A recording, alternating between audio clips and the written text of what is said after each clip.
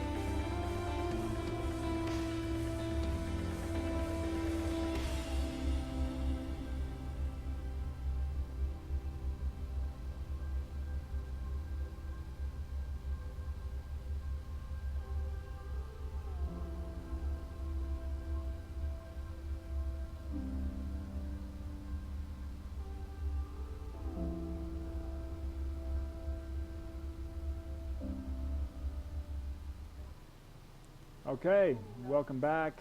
So with that, we kind of, what a stigma is, and I kind of changed my look here because looks has a lot to do with stigma, right? It's kind of like stereotyping, but with a negative connotation to it. So Derek, how would you describe kind of a stigma, like around campus? Yeah, for sure. A stigma, I'd say, almost is like what you perceive someone like first glance, like really not seeing underneath the surface, but just based off your first sight. Me, for example, I'm a football player, so I kind of everybody thinks almost that dumb jock, like stereotype, you know. But I think if you really look farther and like get underneath the surface, then you come to find out there's so much more to lit people than just that artificial stereotype, you know. Yeah, right. And a lot of times we do stereotype, just what we kind of do, and that's not wrong.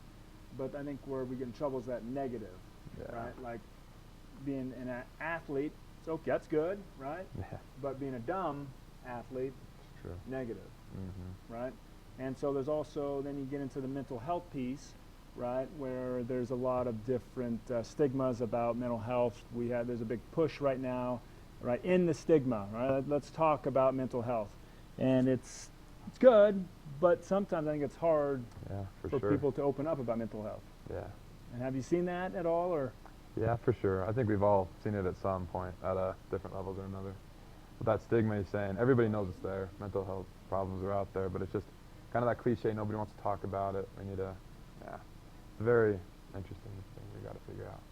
Yeah, it is. It is. And Mr. Peary, he's really big on this. You know, it's like, hey, let's treat everybody with respect. I think it's the key, right? Like what Derek said. For sure. You know, it's like what's behind that look? What's behind your appearance, right? Because there's so much more than just someone who looks depressed or someone who looks sad or someone that falls into some type of category, right? Yeah, for sure, for sure. Do you have any techniques on how to kind of, I don't know, not to fall into that trap of categorizing people? Yeah, for sure. I mean, you hear the classic phrase, like, don't judge a book by the cover, you know. Get to know people, ask their name and, like, what their interests are. And I feel like once you really get to know someone, then as you know them on a deeper level, then you come to find out the stigmas, the stereotypes almost start to leave, you know.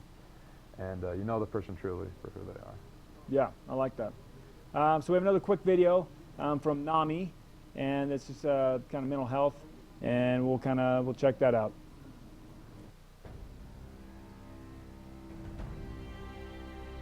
Now, coming to a classroom near you, from the nation's largest grassroots mental health organization, teens are calling it inspiring, unforgettable, life-changing.